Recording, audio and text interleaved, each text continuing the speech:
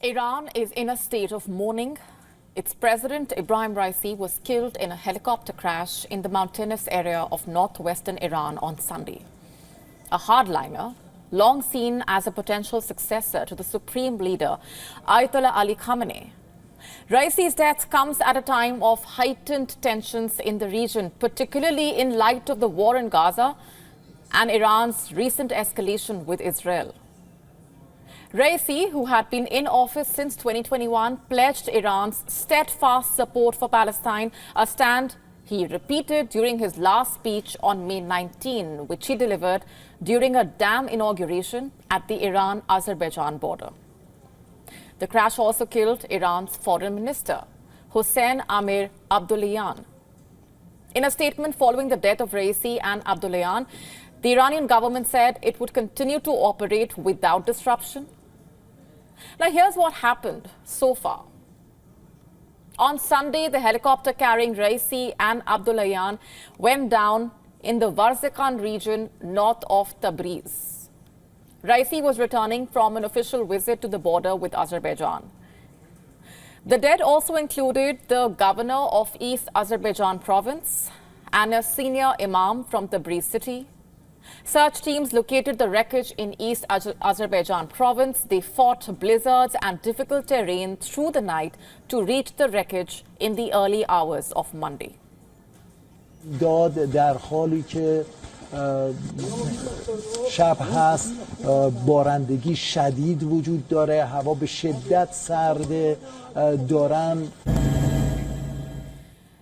Iranian state TV reported that images from the site showed that the aircraft slammed into a mountain peak, although there was no official word on the cause of the crash. این محل سقوطش این خود بالگرده که سقوط کرده و الان اینجا تصاویرشو می‌بینین. این تصاویر توسط پهپادهای جمعیت هلال احمر که الان دقیقاً جایی هستم که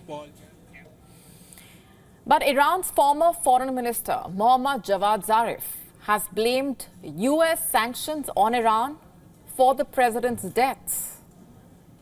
You see, America's sanctions on Iran, which prohibit the country from purchasing U.S.-built aircraft.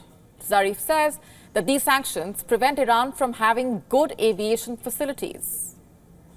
According to part of an interview cited by Iran International, he said that the crash that killed Raisi would be recorded in the blacklist of American crimes against the Iranian nation.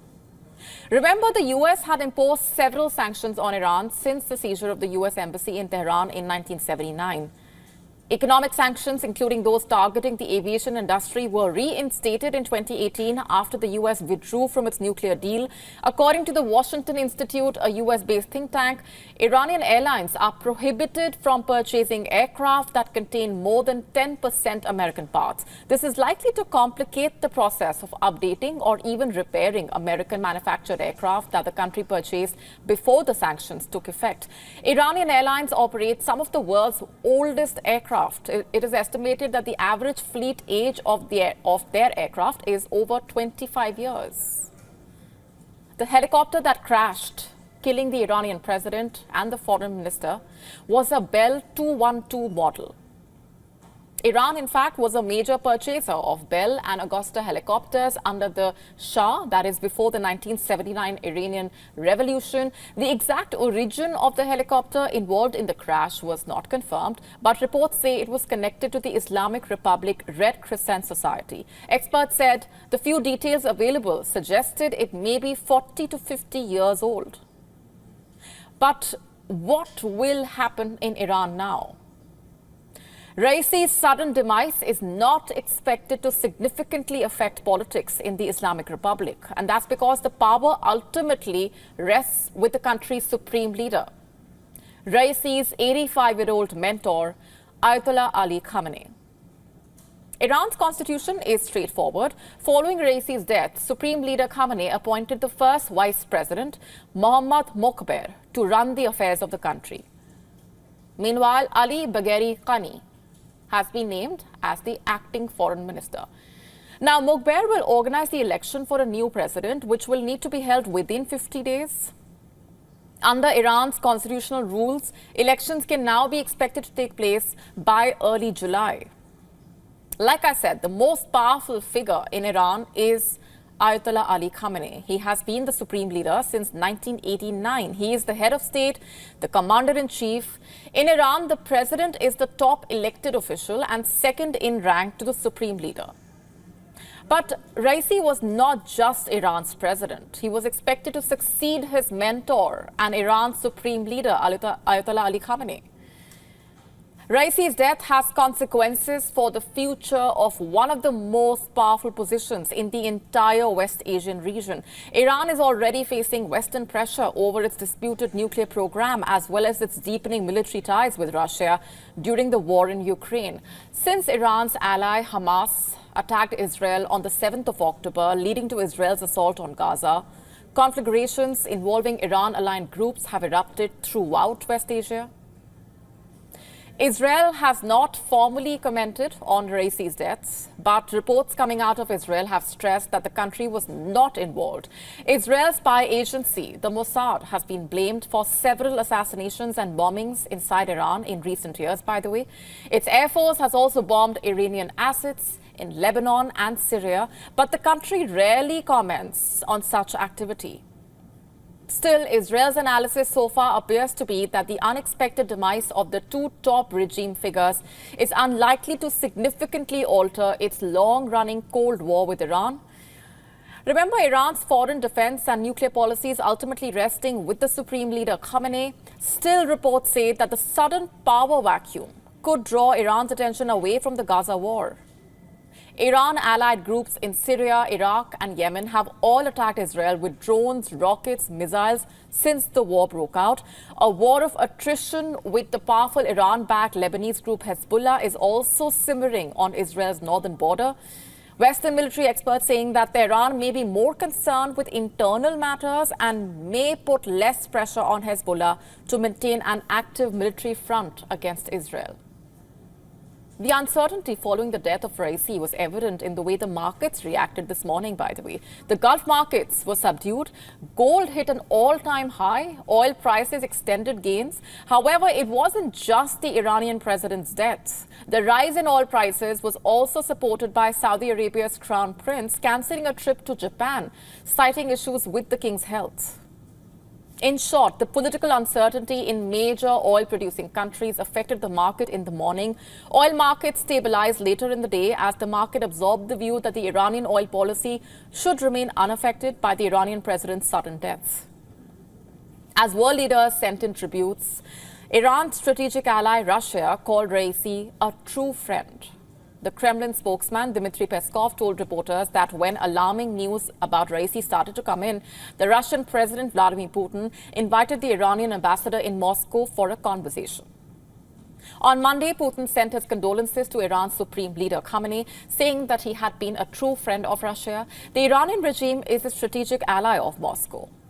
Under Raisi, Iran has supported Russia in its war against Ukraine. It has sent Shahed suicide drones and artillery. It has increased attacks by regional proxy militias against the US and Israel. And just a month before his death, launched a massive drone and missile attack against Israel. Experts say that regardless of who replaces Raisi, Iran's strategy is unlikely to change.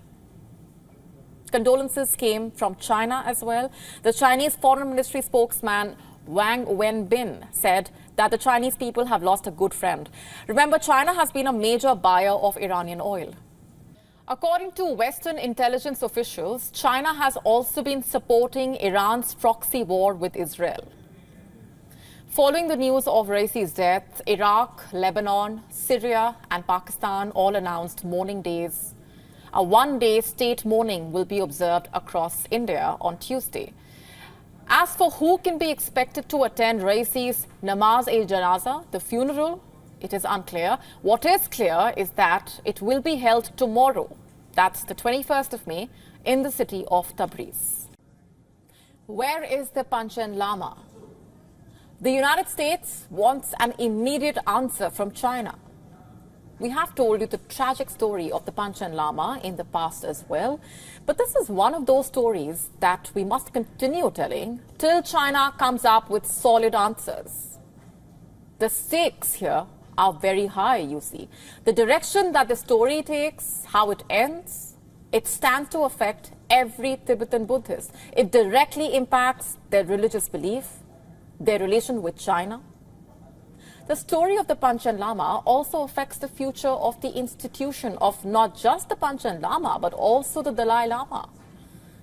The latter is currently in exile in India. What about the Panchen Lama? Where is he?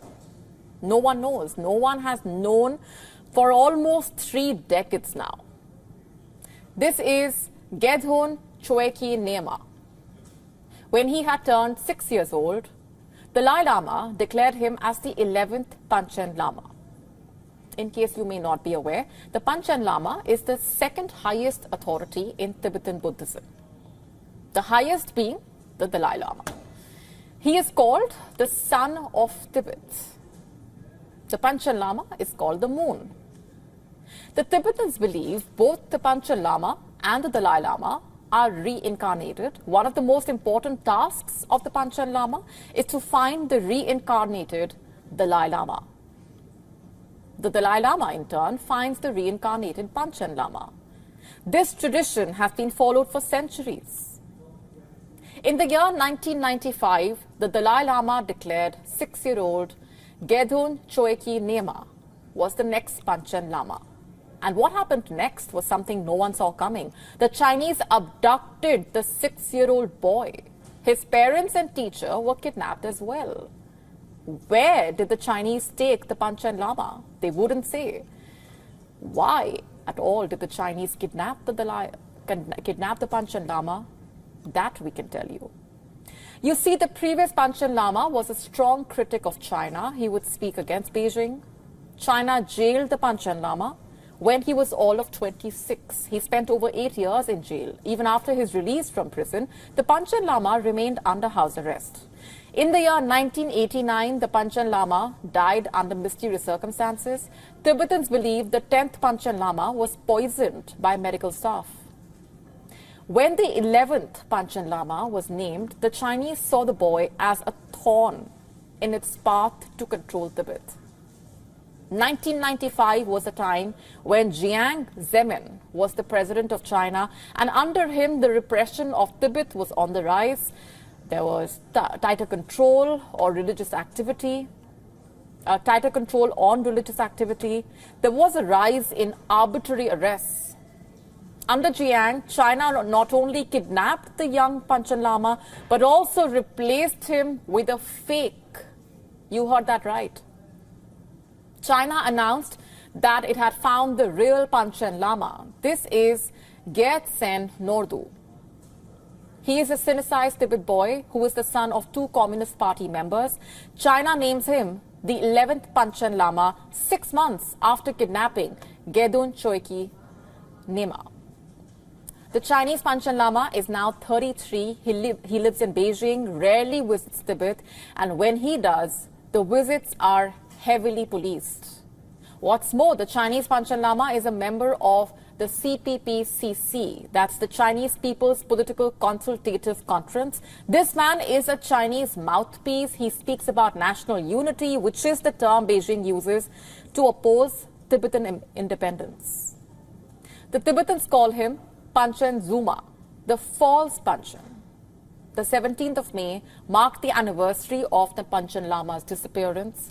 On that day, the Central Tibetan Administration, which is the Tibetan government in exile, said that the government of China must, quote-unquote, provide credible information on the well-being and whereabouts of the Panchen Lama. China should immediately and unconditionally release the Panchen Lama, his parents, and Chandrel Rinpoche from its captivity. In India, exiled Tibetans marched down the streets of Dharamshala raising slogans demanding answers from China and the release of their spiritual leader.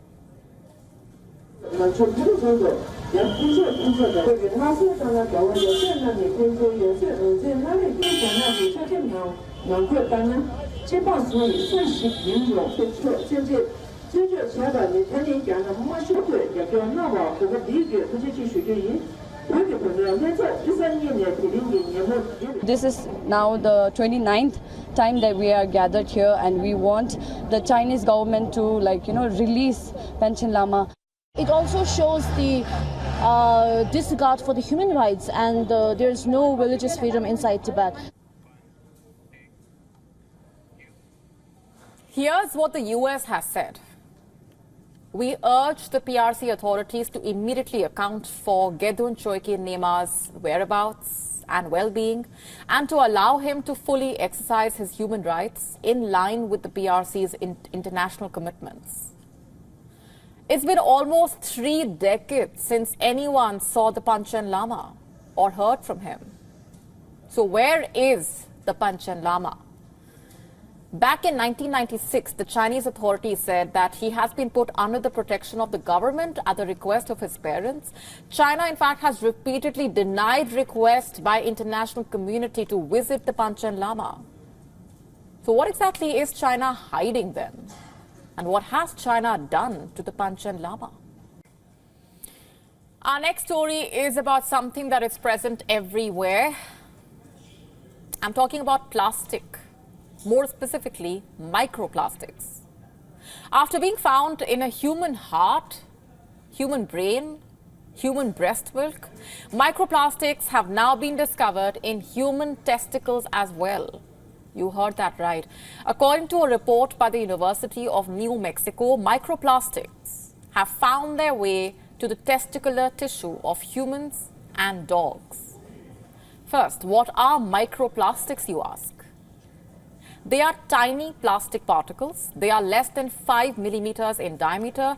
There are 2 categories, primary and secondary. Primary microplastics are designed for commercial use.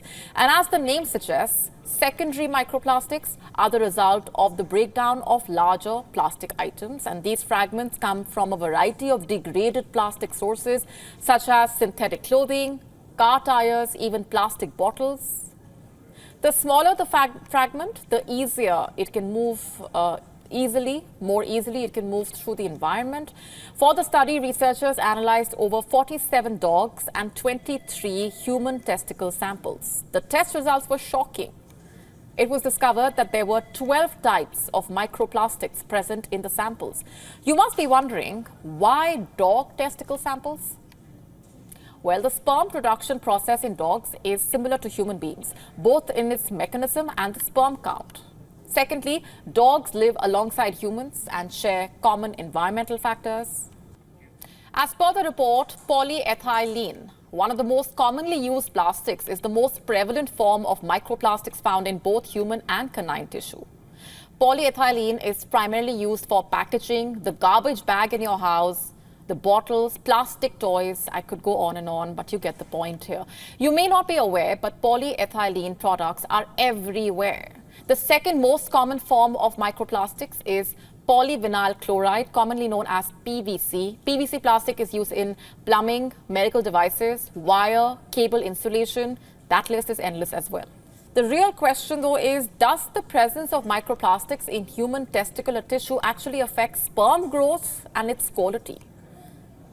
Researchers were able to find a correlation between higher levels of PVC and low sperm counts in dogs. It was found that PVC plastic releases chemicals that could interfere with sperm production. Did you know humans currently produce more than 350 billion kilograms of plastic waste every year? Which means each year the concentration of microplastics in the air is also going up. Microplastics are not a micro problem. They are a major menace. And it's high time we took the impact of plastic pollution seriously.